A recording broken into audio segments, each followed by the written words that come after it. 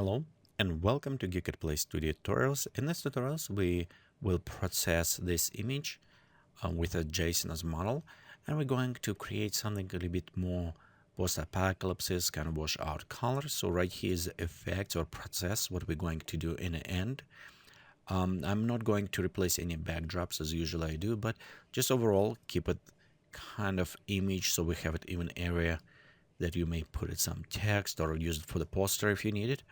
But overall, again, right here before processing, and we'll go apply this process on the image. So let's go ahead and start work on this.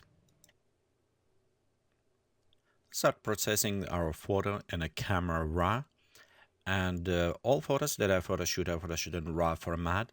This is kind of from my experience shooting on a concerts and everything with bad lighting. You always want to have as much information you want to have for your image, and right now when his memory is unbelievably inexpensive, it's kind of shameless to shoot in a compression format. So anyway, right here we have it our photo. But first what I'm going to do, it is just fix a little bit of chromatic abbreviations, mostly right on the edges. I don't think we'll have it big in this case, but I'll go enable. Sometimes maybe you want to select a lens corrections specifically, but in many cases I want to keep it as I see right here, so just only color abbreviation. The different artists have a different way to approach. Normally I do sharpness first and after start working with them shadow. So let's go ahead and the best way for me it's bring to the skin level. So right here I can preview close up, and we'll go inside the sharpness and start increasing. You'll notice when we go closer, and mostly you'll see this on the skin, you start having this noise effect. So by balancing between sharpness, probably about 90 will be good. We can bring just slightly details up, and you can use it masking to slightly smooth. Okay, let's look on luminance just a little bit. So right here we increase sharpness just slightly. Okay, let's go ahead and zoom out back. Next step, let's work a little bit on highlights and shadows. Many ways I'm a little bit flatten my shadows before I process, but in this case actually I want to bring highlights up. What I want to do is increase this attention on skin areas. So we'll flatten just slightly shadows to bring these details in the areas with a higher shadow area. So just a little bit. And we'll take also, you can see highlight, just bring slightly up.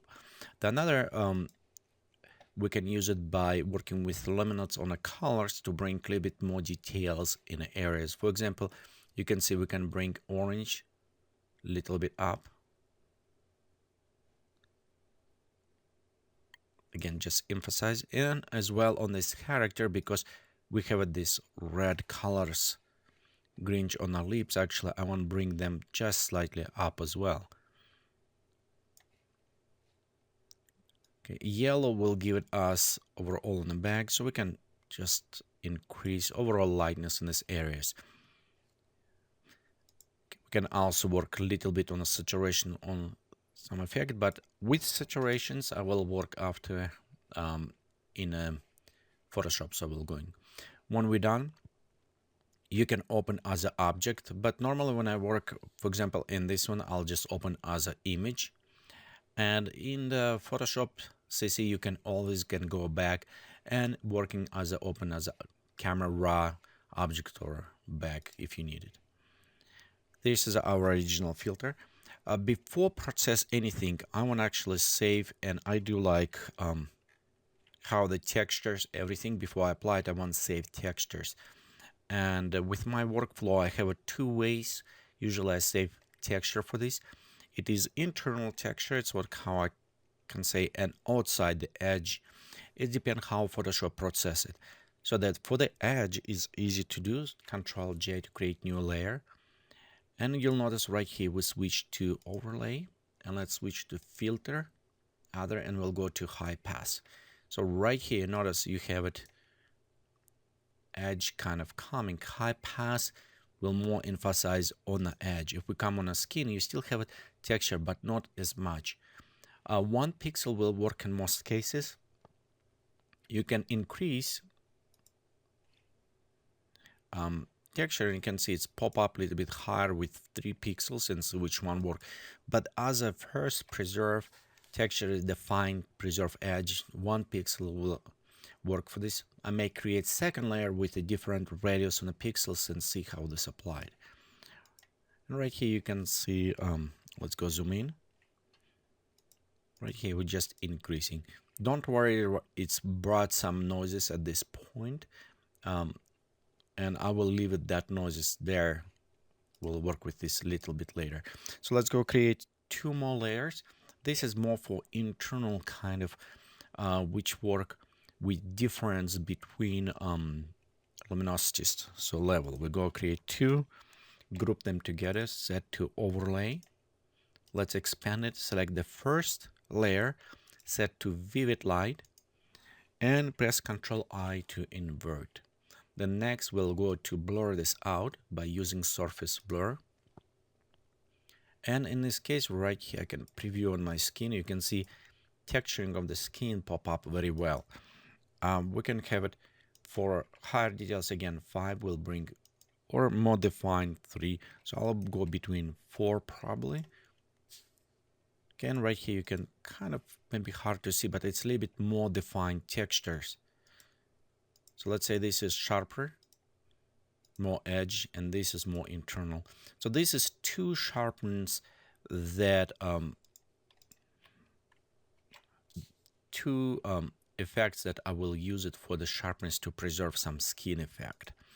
The next, some of this noise, I want to get rid of that, but without losing some of this grainchy. So we'll work on this by creating a new layer. So we'll go smooth details. So on this one smooth layer, let's do this way. We'll go to filter, noise, and we'll go dust and scratches. So you notice how it will bring kind of down. And how I say, I want to preserve some, but I want to remove that noise unnecessary. So maybe about 3 pixels will work for this. Okay, when you're done creating, let's create mask on this one. Press Ctrl I to reverse the mask. So now we have no effect. And you can use it brush, maybe set flow opacity 10%, set to normal brush, and you can start slowly brush in. You can use it mouse, but it will take a little bit longer, or you can use the Vicom pad. So and you can notice right here, I want brush just small effect. Let's so you can see slightly we lose details again, but if we bring back, you can notice we remove slightly those details. In some cases it's maybe work, in some it doesn't, so be careful. It works very well for the female faces where you can remove it, but for this one specifically very grungy, I probably won't use it the much at all. Just want to show you a couple effects because it does remove some of that grungy. I want to keep it. Okay, let's hide this one away. Okay, next we're going to create a couple masks with a dodge and burn. So define like on a faces, because overall I can look around. And before actually let's do is let's frame it. And what I want to do, I want to bring about to the eye level, and you can see I have a helper grid for this, and we can bring in a little bit closer around this area. So just properly kind of grid out, put it nicely out so we have it properly kind of balancing in some cases. So I will go we have it dodge and burn, just bring some details to this, and I will use it, create new layer, 50% gray, fill up and switch to the soft light, actually soft light on this one. And by using just simple brush tool, black and white with 10% opacity, let's switch to the black. You can paint in some of those details a little bit more, just add wrinkles, kind of emphasize them. So I'm just going to add some of those effects. Same, a little bit bigger around this area, can increase brush, but this is more defined, fine details, kind of adding. And the other ways we can add larger details. Let me show these techniques before actually I'm going over all of this. So just slightly add. The other techniques also for the largest, we can go with the curves. So we'll go create, let's create first curve. Okay, and kind of idea of same thing. So we create all the way dark. We'll go set this to soft light. Okay, we'll go press actual Control I to inverse. And we can take our tools, white, we'll set to the 100% in this opacity. And we can just start drawing. Remember, will be our black lines. So I can go right here, just draw lines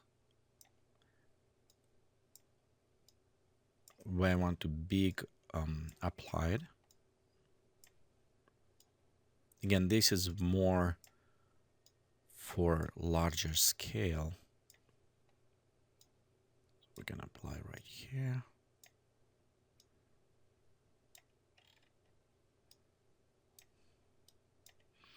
Let's emphasize a little bit.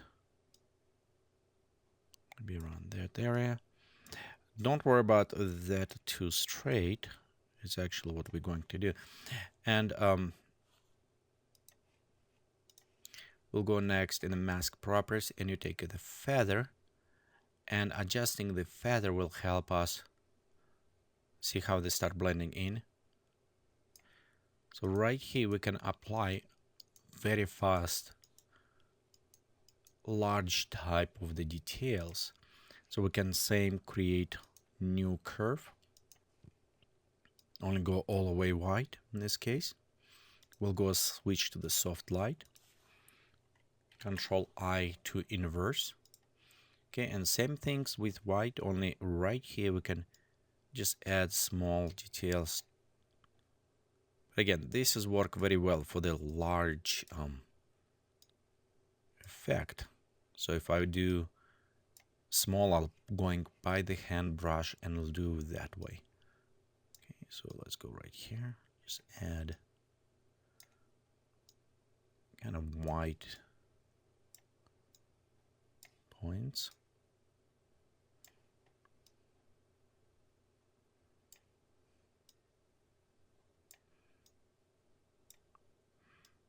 Go ahead right here. Okay, and just a couple more around maybe. Again, same things. We'll go to take feathers and we'll just pop up feathers up. And right here we have our highlights. Again, this is just to create those highlights faster way. But of course you can go take by the brush, how I said before, and bring in closer. When I need to work a little bit more on fine details, like white example, and can just kind of apply some areas, highlights slightly,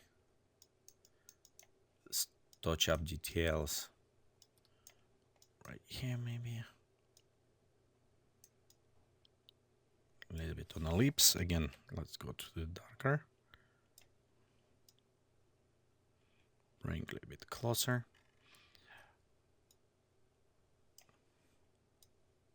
a little bit more in details.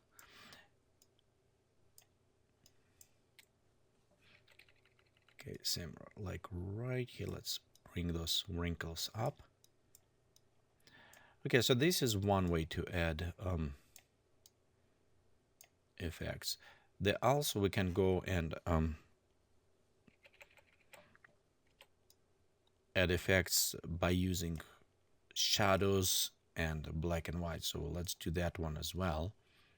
Okay, so right here, let me add a few more highlights. Okay, and we have it. Okay, before I actually do this, the other layer, let me rework a little bit on eyes. And for this one, I want to bring them up, and I want to do this by using a little bit contrast curve.